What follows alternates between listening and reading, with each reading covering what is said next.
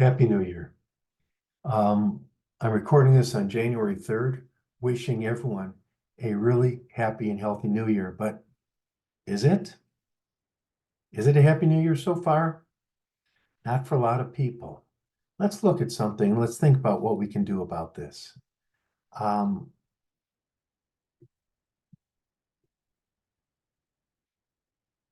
New Year's Day, an earthquake in Japan. Over 7, that's like 10 times stronger than a 6 that destroyed Anchorage, Alaska back in 1964. This is a massive earthquake with significant amount of death, suffering, infrastructure collapse, isolation, and people were getting ready to send help to this place when breaking news happens.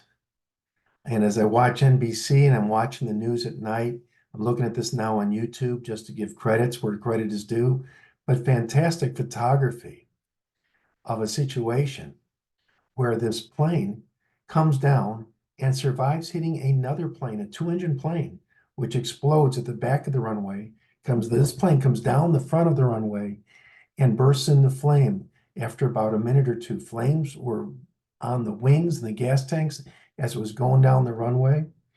And the beauty of this one, though, and the message I want to bring here is the people were resilient and they got out.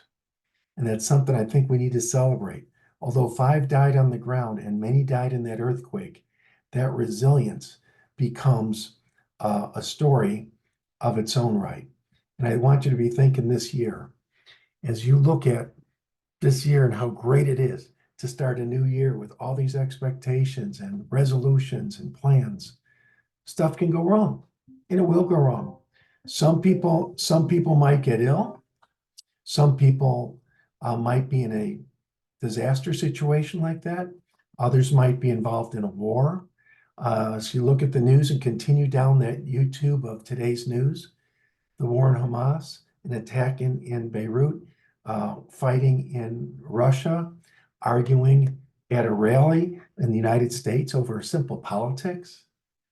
So my message for the new year, my Dr. Rob perspective, shall we say, is let's think a lot about resilience at this time.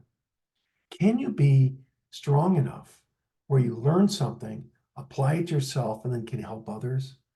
Learn enough so that if something happens, you know how to stop the bleeding. You know how to comfort someone. You know how to help someone evacuate. You know how to de-escalate an argument before it becomes a fight or a major conflict. You know how to be kind and look for situations where you can make someone's day better.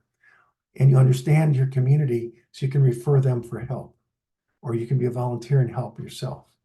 So I'm encouraging us all to think about, learn about things where you can, apply it to your life and share with others. And then also be grateful. Right now in this new year, I have gratitude. You talk about STEM education.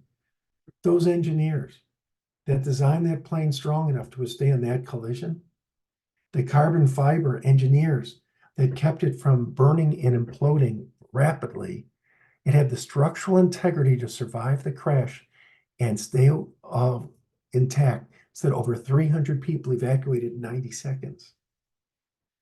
I'm grateful for the engineers that designed the layout of that floor plan and the material scientists for the fabrics that didn't burn as quickly as they might have. And especially the flight attendants who the most boring job in the world suddenly turns into terror. And they were resilient enough to immediately react. Oh my God, I've been in a plane crash. Wait a minute. I'm responsible to save lives.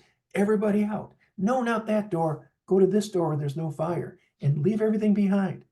I'm grateful for the people that didn't reach for their overhead bags and slow it down even by 30 seconds so that the 100 people behind them could get out. I'm grateful that this is going to be a year where people are thinking about being resilient and looking for ways to help themselves and their community. And I'm looking for opportunities to meet many of you and experience your kindness and share mine. This year, I'm going to be looking for opportunities talking about kindness, resilience, preparation, and the ability to help others. Have a happy new year.